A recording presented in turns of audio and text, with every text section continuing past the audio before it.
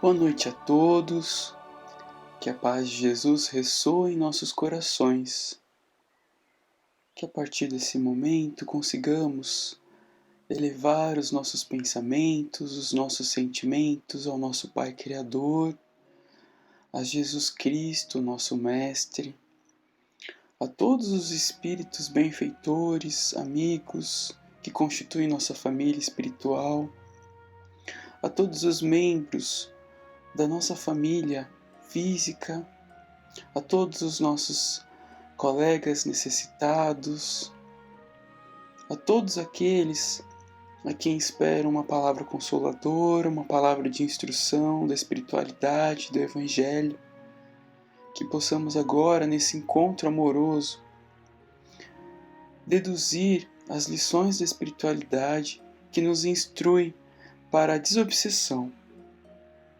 Pai nosso que estais no céu, santificado seja o vosso nome. Venha a nós o vosso reino. Seja feita, Pai, a vossa vontade, assim na terra como no céu. O pão nosso de cada dia nos dai hoje. Perdoai as nossas dívidas, à medida em que perdoamos aos nossos irmãos. Não nos deixeis cair em tentação, mas livrai-nos de todo mal. Que assim seja, Pai, graças a Deus e a Jesus. Bom, iremos retomar a leitura do livro da Sueli Caldas Schubert, chamado Obsessão e Desobsessão. E vamos iniciar o capítulo 27, denominado Orientação à Família do Obsidiado. Para quem tem um livro novo, este capítulo é o número 11 da segunda parte. E a Sueli começa com uma citação do livro de Manuel Filomeno de Miranda, chamado Grilhões Partidos, psicografado por Divaldo Franco Pereira.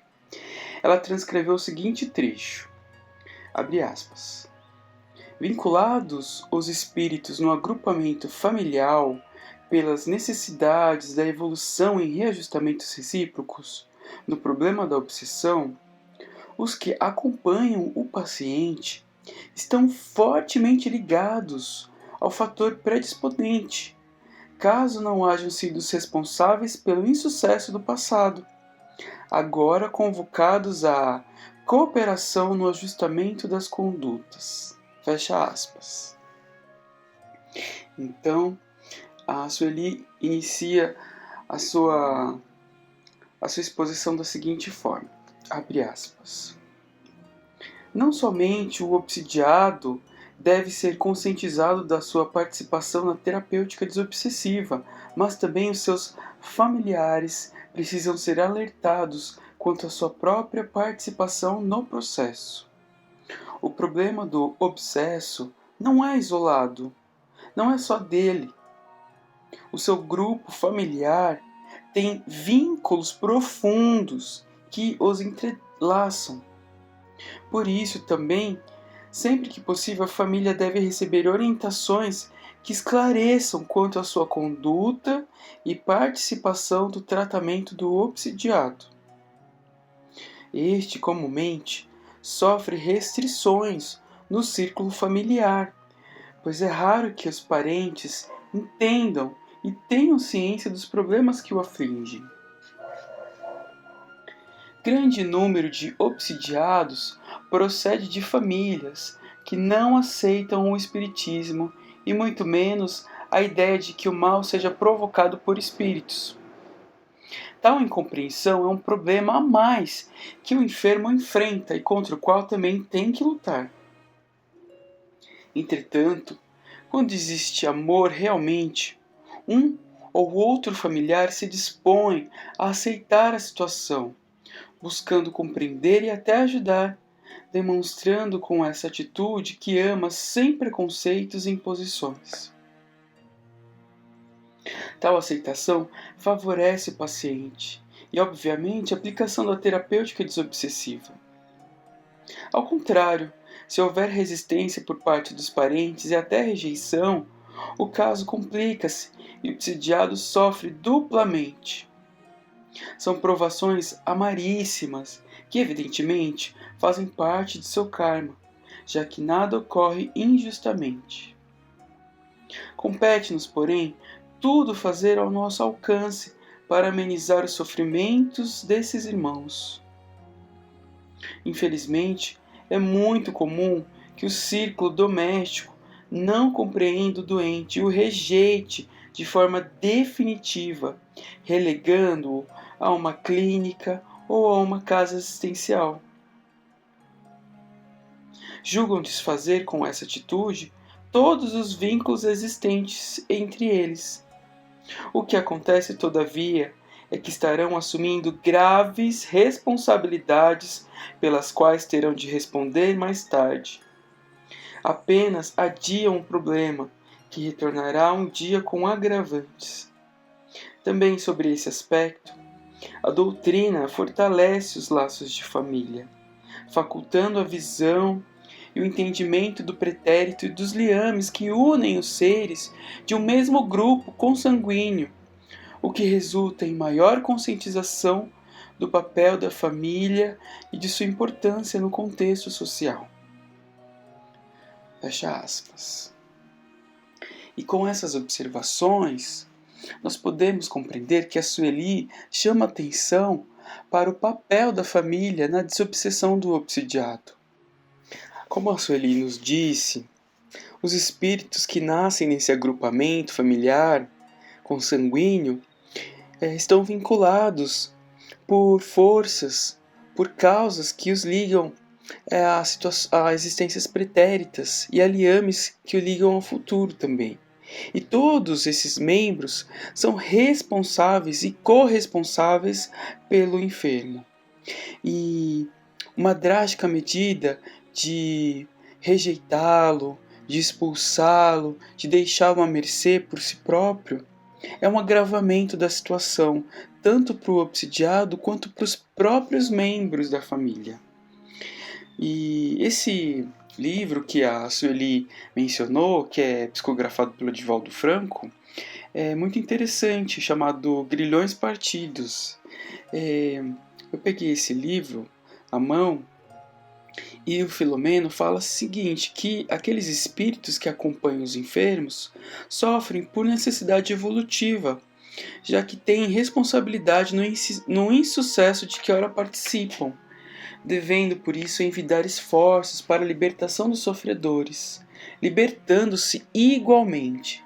Quer dizer, todos são sofredores e precisam se libertar. Precisam da fraternidade, da solidariedade. Não estão ali por acaso, né? E Filomeno continua: são comuns os abandonos a que se relegam os alienados, quando os deixam nas casas de saúde, através de endereços falsos fornecidos pelos familiares, que se precatam contra a futura recuperação do familiar, impedindo desse modo seu retorno ao lar. Quer dizer, é um abandono afetivo, moral, muito triste que acomete muitas famílias. E Filomeno continua: não poucos os que atiram imediatamente os seres, mesmo os amados no sanatório de qualquer aparência, desejam assim libertar-se da carga que supõe pesada, incidindo a seu turno em responsabilidades muito graves de que não poderão fugir agora ou depois. Sem dúvida, quando alguns pacientes, especialmente nos casos de obsessão, se afastam do lar, melhoram, porque diminuem os fatores incidentes do grupo endividado com o dos cobradores desencarnados. Agora eu vou fazer uma pausa para um comentário. Isso é muito comum acontecer. O obsidiado às vezes sai da casa onde reside e tem uma melhora rápida. E Filomeno de Miranda, o espírito, nos esclarece que essa melhora acontece porque ele se afasta dos fatores incidentes do grupo endividado com os dos cobradores, né? E quando isso acontece, na verdade é só um momento temporário, provisório, porque isso não vai impedir que retornem os desequilíbrios do obsidiado ao voltar ao seio da família, que por sua vez também não se renovou. Então não apenas o obsidiado precisa se renovar moralmente, mas toda a família. E a Sueli também faz uma observação interessante, que é quando um familiar responsável pelo obsidiado ou que convive com o obsidiado não acredita na terapêutica desobsessiva, não acredita na espiritualidade, na doutrina dos espíritos. E isso pode ser um problema, pode agravar a situação. Mas o que é mais importante é esse familiar ter amor, ter a predisposição de auxiliar, de prestar concurso ao auxílio desse enfermo obsidiado. Através do amor e da reforma moral de todos os membros da família, é que a terapêutica desobsessiva vai ter eficácia, né? Então, o mais importante de tudo é o amor e a renovação moral. E agora vamos abrir o Livro dos Espíritos, aqui na questão 582. Pode-se considerar a paternidade como uma missão? E a espiritualidade responde: é, sem contradita, uma missão. É ao mesmo tempo um dever muito grande e que obriga, mais do que o homem pensa, sua responsabilidade pelo futuro.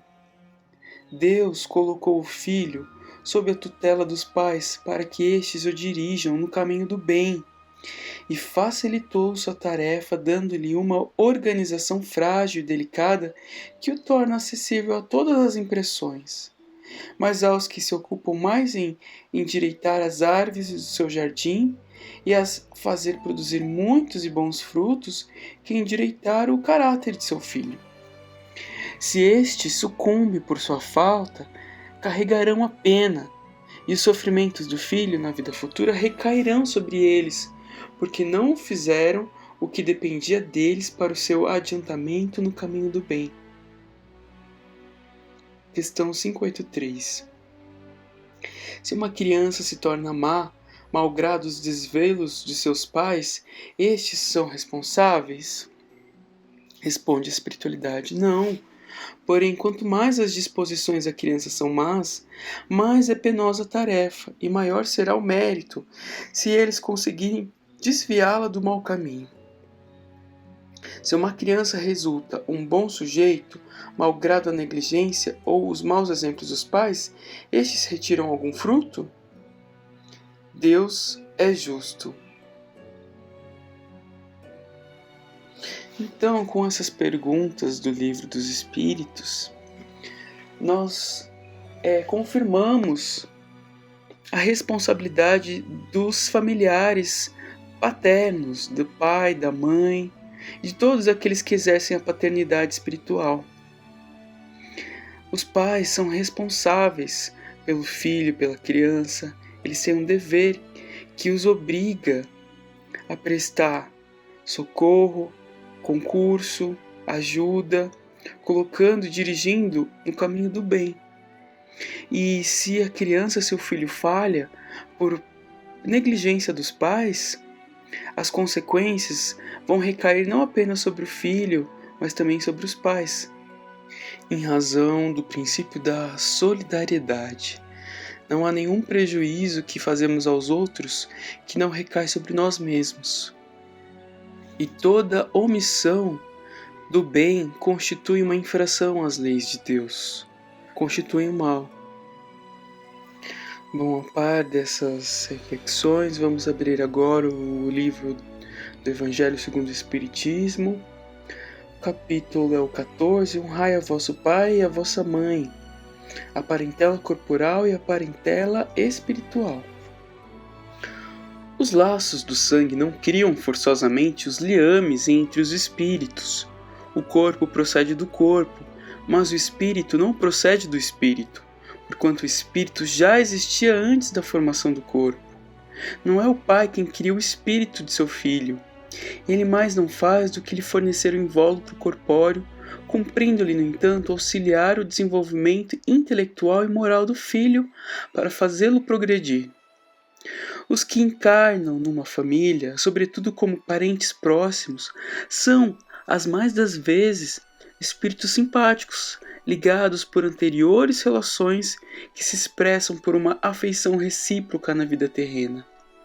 Mas também pode acontecer sejam completamente estranhos uns aos outros esses espíritos, afastados entre si por antipatias igualmente anteriores, que se traduzem na Terra por um mútuo antagonismo que aí lhe serve de provação.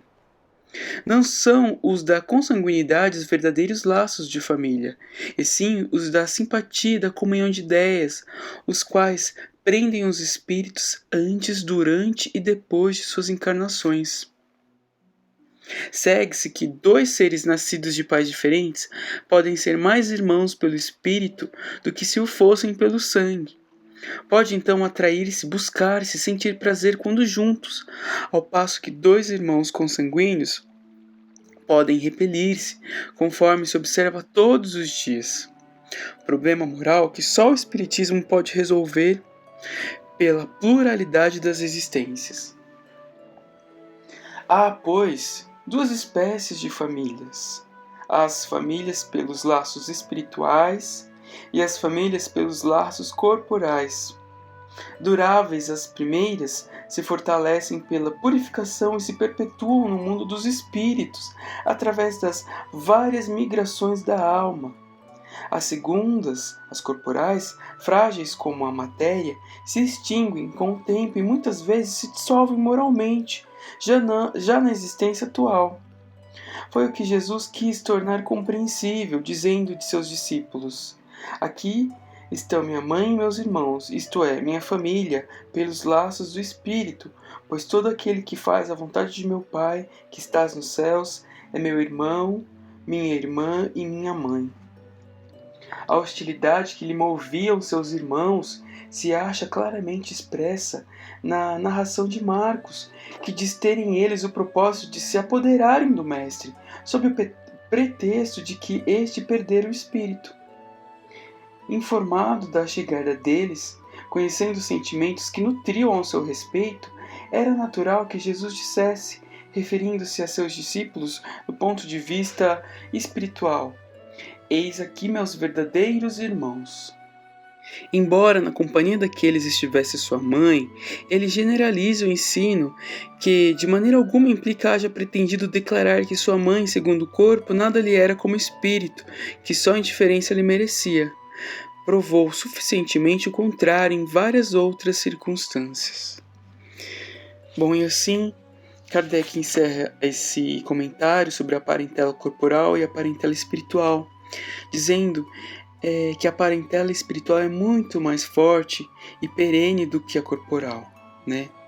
E que a corporal encerra grupos de espíritos simpáticos ou não simpáticos, e que quando são não simpáticos constituem uma provação para todos esses membros. Né? Tudo tem uma causa, tudo tem uma explicação.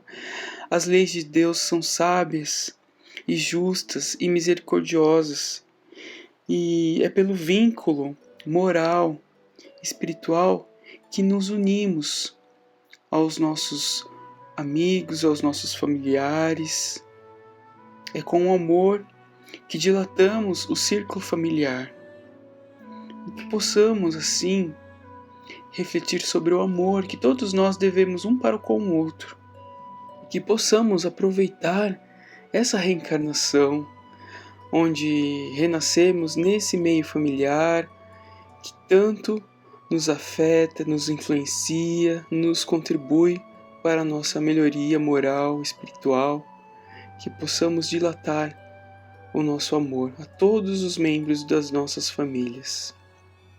E assim encerramos essa palestra, pedindo a Deus o auxílio divino para que nos momentos de dificuldade não caiamos, que possamos sempre acender a luz do Evangelho dentro de nós, lembrando dos ensinamentos de Jesus. Que assim seja. Uma boa noite a todos.